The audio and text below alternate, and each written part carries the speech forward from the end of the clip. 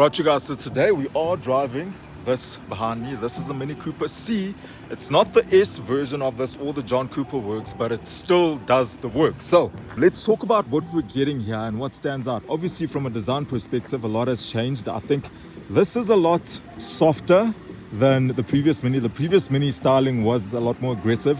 This time around, they've gone for soft, they've gone for smoother lines, and it just feels soft. It even looks EV-ish in terms of the whole look. The daytime running lights are no longer circular as we've seen in the past. The nice thing here is that this still looks like a classic Mini. Even though it's been softened up like it has, it still does have the classic Mini look and proportions. I mean, the roof is still white. If you go back years ago with the old Minis, they still have that two-tone color combination, and this still has that. Running gear here is these 16-inch wheels. I really do wish that we had Pilot Sports like Michelin's. This is a brand called Maxxis. The thing grips like a bastard. You're gonna see when we get to driving. I'm gonna talk about that. And you still get the classic door handles. These old school door handles, you get those here. The tail end of this thing has been trimmed up a bit. So those tail lights have been trimmed. It's no longer a full light like we got previously with the woven jack union flag, I think is what they call it. So it has gone a little neater in the back. I want to talk to you about the interior because there's a lot going on in here and a huge amount of tech. It's a good and a bad thing. So there's a lot of tech going on here. I'm not a big fan of it because it sucks having to go through a screen to get to everything. So they've omitted an instrument cluster here. This doesn't come with an instrument cluster. Everything is in the screen. If I want to see my speed, it's all in the screen. And if I want to go into any settings, I've got to go through a screen. And it's, you know, as journalists, we get tired of complaining about that because no one's willing to listen. Clearly, manufacturers are not listening when we say we do not want everything in a screen. And put aside how I feel and how everyone else feels, it's just a safety hazard. It's a safety concern because for me to go into a screen for every little setting, including aircon, I've got to take my eyes off the road and be here. So the first thing I like about this interior is the chunky steering wheel. I really like this chunky steering wheel. And here's the thing, cars that have a thick and chunky steering wheel like this, they kind of give you a clue as to what the car is like to drive and what it feels like on the road. So that is a big clue here. This thing is a flipping bastard on the road. It still feels like a Mini, and we're going to get into that in a second. You do get a lot of designy bits and pieces here, like the belts on the steering wheel, the cloth on the door panel, so it's like a textile, clothy, thick, carpety like vibe and feel. You also get it on the dash here, and there's really not much else to write home about. You've got an empty space here in the center stack, nothing really going on there. 2 USB ports. You don't get, I'm going to show you this quickly, you don't get to lift anything here to put anything under here, because normally in other cars you can lift this up, put your stuff in there, glasses, anything you want to put in there and close. So this doesn't do that. And I want to show you guys the key. So this Mini comes with this, it's not a small key, I mean it's a sizable key. This is my phone pouch, and this key would be around that size, so more than half of my iPhone. I like it. I think it looks nice. I think it's a nice size to it. And the only thing I do not like about the key is that unlike any other key where you get buttons that you know that this is lock, this is unlock, and you don't have to pull the key out of your pocket and start finding the right button, this you have to do that with. And the buttons just aren't distinguished. So for instance, that's a lock button, but it doesn't feel like a button. It's just smooth, so you never really know if you've got it, if it's in your pockets and you're trying to lock the car. So you kind of have to pull the key out and unlock and lock the car. And because this is like a base spec Mini Cooper C, this doesn't come with your keyless entry, and it's so disappointing, right? Because I mean, you drive Chinese cars and all those things come, not even Chinese cars, look at Suzuki's Japanese, Honda, Suzuki, all those cars come with keyless entry as standard. Then you get into this beautiful German machine and they tell you, no, you're gonna have to pay for that. You want keyless entry, you pay for it. And this hasn't been spec'd with that, so you still have to bloop bloop. There's really not much going on the dash. I don't even have an instrument cluster in front of me. There's nothing. And all I get in this car are these controls here and this big screen. So This is classic Mini. Minis used to come with a big rotary sort of system. Everything was still analog back in the day, but it used to be circular this way. And they've kept that here, except the difference is this is now a whole big screen where every little setting that you need that's got to do with this car is in here. And I'm not a fan of that. So for the first few days of driving this car, I was frustrated as anything. And the frustration came from every time I jump in here, the mirrors would go back to default, which is not my setting. So I'd have to jump in and sort out the mirrors. Every single time I'd start the car, I'd have to connect my phone on here every single time I'd start the car. And it was really, really starting to rub me up the wrong way, because you go to the shops and you park the car for like 5 minutes, get bread, come back in, the mirrors aren't the same and you can't reverse. So you've got to sort out the mirrors. You've got to plug your phone, connect it, go through the settings over and over again, right? So eventually I got in touch with the guys at Mini and I said, guys, it's either I don't know what I'm doing with this or there's something really wrong with this car. And they said to me, cars have changed, right? They've progressed. So this is a tech-filled thing. If you're a tech person and you like tech and all this stuff, this would be for you. And I guess that's who they're creating these cars for these days, right? They're creating them for a new generation who loves getting into a screen and figuring things out and going into all of this stuff. So what I had to do, basically, which I hadn't done because no one had told me to do it, I had to go and register myself, get the app, sign up on the app, link the app to the car, link my profile to the car for the car to know that it's me every time I jump in, and not reset my mirrors to factory settings and disconnect my phone every single time. So it's just one of those cars, and I'm not a great fan of it, I must be honest with you. The cool thing though is that you do get these 3 settings or buttons here. This is basically the key to start the car, and I've got a guy coming up to me here. Can never trust anyone in South Africa, so you've got to keep an eye on people.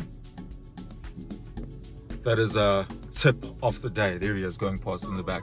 So anyway, you do get the start here. This is like a key, but it's not a key that you can remove. That stays there. If you want to start the car, you do that. I just turned it off, and you want to start it, you do that. If you want to go into drive, that is the gear selector. You simply flick it that way, or if you want to go into reverse, it goes that way. And if you want to go into park, that's what it does. This basically changes your themes, so you can go into different themes in the car. And so that is like a green theme, and it's accompanied by like a noise, you can hear that. And all these themes come with a change of color, change of feel. So if you're the kind of person who loves this sort of thing and playing around and, you know, personalizing and customizing the car, that's literally who they made the car for. If you try to put a grown-up person in the back, you're not going to fit anyone here. There's not enough space for anyone in the back, and that is to be expected. If you want space, you get the Countryman or whatever it is, or you get the 5-door. This is not it. This is for a single person who doesn't have much baggage, funny enough, and you just want to be free. All right, so let's talk about the Mini and the mininess of the Mini, right? Oh no.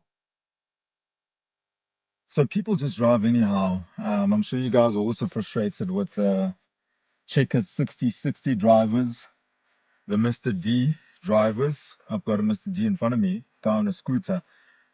The problem with these guys is that they ride the same way as they would ride in their home country, whether it be Nigeria, Malawi, whatever, where there's no rules, where you just literally get to do what you want. And you just can't do that here. We've got rules. You know, things are done a certain way. So that's why they always crash and get hit by cars, unfortunately. But anyway, let's talk about the Mini and its mininess, right? So externally, I have said that it does look quite soft. It really, really does. Smooth edges and all of it. But the way that this thing drives, and this is why I'm so happy and so proud of Mini as a brand, they've managed to retain what this car is all about, the core of this car, which is, you know, like go-kart driving characteristics. That's what it feels like. It still has that go-kart feel. I mean, I've had a fat time driving this and chucking it into corners. And of course, when you chuck it into corners, you kind of want to find where the limit is, right? You don't just full on come full speed and just turn in.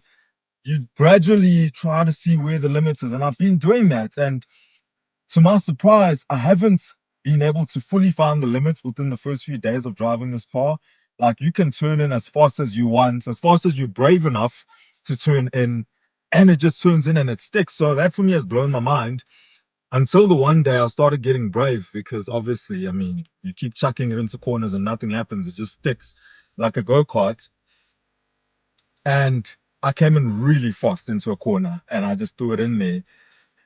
And to my surprise, to my pleasant surprise and delight, this thing just oversteered and started going sideways. And I was like, what? So here I am going through this corner sideways and I'm laughing, like literally just in full on laughter on the other side of the corner because I'm like, didn't expect it to do that. And obviously, I've got people looking at me a bit funny, pedestrians, like this guy wants to die, but he doesn't want to die. He's just having fun. So that's a nice thing here for me is that it is so good and it's got character. I mean, if it just stuck and kept on sticking and had what's the word I'm looking for? And had endless grip, it wouldn't be as fun. But it does get to that point where finally it does give up in terms of grip and it just goes sideways. The same way as people just cross people just cross the road and expect not to get hit. I don't understand it. Oh, I was explaining that if you've been go-karting, you can relate and you it gives you context to what this car does. So go-karts, you can chuck them into corners and you're not going to flip the thing, nothing's going to happen. But if you go too fast into a corner, they do go sideways, right? I'm sure you've experienced that if you've been karting before. Got a green taxi behind me or next to me here, just being a pain in the butt. This thing is a three-cylinder, by the way. Three-cylinder, 1.5 three-cylinder, but it does pack a mean punch. I mean, power to weight ratio, yeah, I think is what helps this be as quick and as responsive as it is. I don't think you need anything more than this. As a normal person, I think this is more than enough. It's about 115 kilowatts and 230 newton meters of torque. And yes, it doesn't sound like a lot, but it's a tiny little car. I mean, it's as long as I am, probably in length. So power to weight, it goes so well and it responds so well. I don't think you need more. Obviously, you can get yourself the 2 liter, which is the S and the John Cooper Works. I mean, those are like the big boys, especially the JCW. I'm sure that's a firecracker. I mean, that would be a firecracker. So this feels like a go-kart, especially in the corners, especially when you're chucking it into corners and it finally loses grip. It just goes sideways. Gwah, and it's really, really fun. And I honestly wish that this was available in manual. Manual with the manual handbrake. Of course, you know what that's going to do. I'm not going to explain that to you. You know, this would be a ton of driving fun if you had a manual gearbox as well as a literal physical handbrake, because obviously now with new cars, everything is electronic. I mean, the starts, the gear selector, everything is electronic in this thing.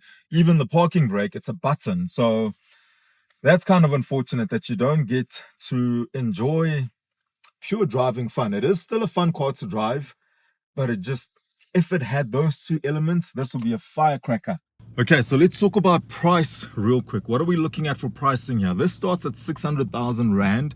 That's what you're going to pay for this specific Mini. Obviously with Mini and BMW and the rest of the German brands, if you want to start adding optional extras like this, that, or the other, anything, you're going to pay extra. So that's the base price, 600 grand.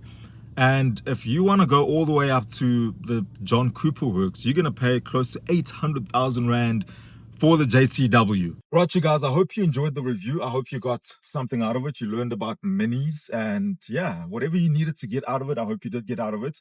I'm asking you to drop a like if you did get value out of the video. Hit a like, and if you haven't subscribed, I would appreciate you hitting that fat subscribe button. And yeah, we're going to try and build this channel. Obviously, the TikTok platform, Pothole, I just went through one now. Whoa, whoa, whoa, whoa, whoa. Our roads are terrible. I'm sure the camera is bouncing up and down. This is the worst road you could drive on, honestly. There you go. So we are trying to build the YouTube. The TikTok is going quite strong. If you haven't seen that, that's where all the reviews are. But I'm trying to build up the YouTube as well. So go to 2to4wheels ZA on TikTok. You're going to find it there. And on Instagram. But I need you to hit the subscribe button for the YouTube, and let's grow the community. I'll see you on the next one.